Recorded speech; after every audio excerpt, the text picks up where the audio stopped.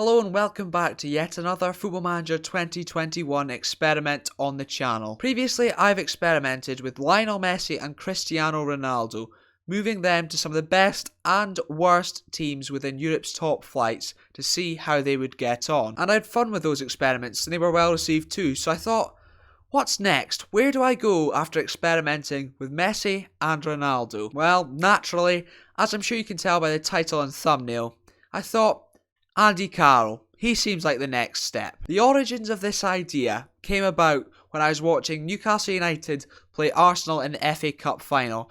And Andy Carroll, he wasn't much threat on the opposition end, but he was defending his own box as if he was an MI5 agent defending the Queen's Crown Jewels. So I started thinking, what would have happened if he broke through at Newcastle United, not as a striker, but as a centre half? To which, in my own head, I came to the conclusion that in a parallel universe somewhere, he was probably captaining England to a World Cup win from the heart of the defence. Pain. So I thought, why don't I put it to the test? Obviously I can't do that in real life, so Football Manager is naturally the next best thing.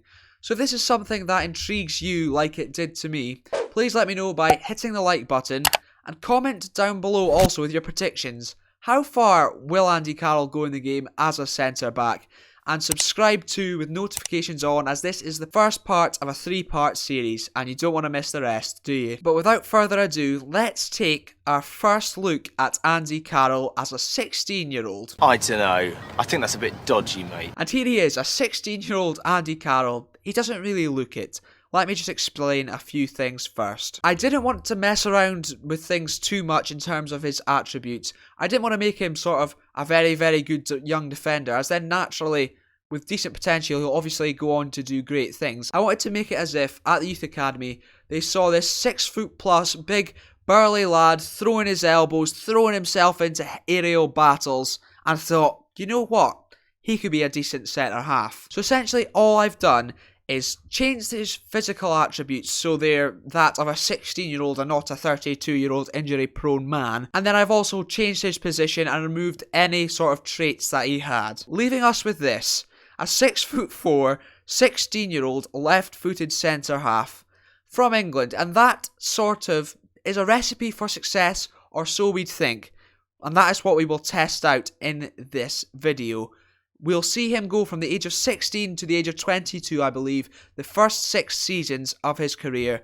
And then in the later episodes, we'll do the next 6 seasons and the next 6 seasons after that, where he will then probably retire. So as you can see, he is very, very good mentally, as Andy Carroll is, and physically too. Strength, jumping reach, all that good stuff, all the exact same as you would expect. There's a lot to be desired on the defending side, as you can tell. 9 tackling, 8 marking, and then there's also 9 positioning too. Good heading, obviously, and great finishing for a centre-half. It's natural, but there we have it, a 16-year-old Andy Carroll with a value of 4.2 million. And now fast forward 2 years, because after one, there wasn't too much to report on, just that he's made his debut for Newcastle United. That was it, nothing else. But now, as you can see, he's played 6 times for Newcastle United and scored a goal. Barmy Army, Barmy Army. And as you can see in the biography, that goal came against Fulham. His value has plummeted ever so slightly as a young centre-half to 2.5 million. He's got a good contract though, 10.25 grand a week. And his media description has also changed from enthusiastic centre-back to towering centre-back. As well as the change in media description, there's been a change on Andy Carroll's international presence. As you can see, he has played twice for the England under-21s now, just at the age of 18. But despite being a threat in the opposition box, he hasn't really improved in defending his own. Marking still 8, with tackling of 8 too, and positioning of 9. It's not looking good for Andy Carroll, despite breaking in to the first team at Newcastle United, who are still in the Premier League, by the way, may I add. Finishing 10th, that's not bad. But Andy Carroll's the hot prospect. He's going to be the next big thing. It'll be interesting to see whether it's at centre-back though. And for Newcastle fans in real life, unfortunately, apparently, according to this, Steve Bruce is still going to be here come May 2022. So, at least we've got that to look forward to. I've progressed into 2023. Do you want the good news or the bad news, Newcastle fans? The good news? Patrick Vieira is now in charge. It's not Steve Bruce. The bad news is 18th place in the Premier Division. It's Championship football next season for Andy Carroll, who's also been dislodged as the hot prospect at the club. But the good news is, his heading has progressed onto 20, so, at least he's making moves in some departments. His positioning also slightly better, up to 10, but with tackling and marking still very, very poor. It's not looking good for young Andy, despite the fact he's been described now as a wonder kid. At just 19 years old though, he's seen as an important player on nearly 50 grand a week, and his value is back up to 8.5 with 5 under 21 caps too. We've also spotted that as well. He started training as a striker. The one thing I didn't want to happen in this experiment. But we'll see how it goes. Maybe it's just where he's meant to be. I don't know. Despite training as a striker, his goal scoring has not increased in his time at Newcastle United. 29 appearances this season, no goals, but an assist, so turning creator, maybe a number 10 one day. Who knows? A first look at his injury record at the end of Season 3, however, and he started picking up the niggly knocks. Let's just hope that doesn't affect things going forward and he doesn't become as injury prone in real life as he will in this experiment. I want to see him winning a World Cup for England as a centre-half, and that is the only time you'll ever hear me ever hoping for that to be the case. You are part of the Rebel Alliance and a traitor. It's the end of Season 4 and Newcastle United will be back in the Premier League come the start of next season with Patrick Vieira still at the helm and still no sign of Andy Carroll as a key player or hot prospect. However, he has started 41 games for Newcastle United at the age of just 20 in the Sky Bet Championship, adding 1 goal to his collection and a further 3 assists. I'm telling you, he's a big creator, 1 player of the match too. Rather worryingly for the big man, his tackling and marking seem to be getting worse, so that's not a good sign. And they've also added another position to where he's possibly even able to play, that being the left wing, which is concerning for the 6'4" target man / amazing centre-half. His value and contract much the same, but he has now played 12 times for the under-21s, scoring a goal for them too. He's still described as a wonder kid after his 4th season at Newcastle United, and he's got 77 appearances. For a 20-year-old, that is pretty darn decent. Taking a little bit of a deeper dive into Andy Carroll's statistics. He's doing pretty well on the defensive front, in all honesty, making over 2 tackles per game. That's pretty good. He's committed 92 fouls throughout the whole season. Pretty standard. Hasn't received any red cards despite 15 yellows, so I'm actually quite impressed given how much he likes to throw the elbows. And the big dog is now old enough to drink in America at 21 years of age, adding to his under 21 caps too, now with 18, just the 1 goal. His value has gone down with Newcastle back in the Premier League though, making a load of cash though. Still somehow his tackling and marking getting worse despite being described now as a powerful centre-back. It's not looking great for Andy Carroll, is it? But he has played over 100 games for the beloved Newcastle United now, not scoring any more goals with just the 1 more assist.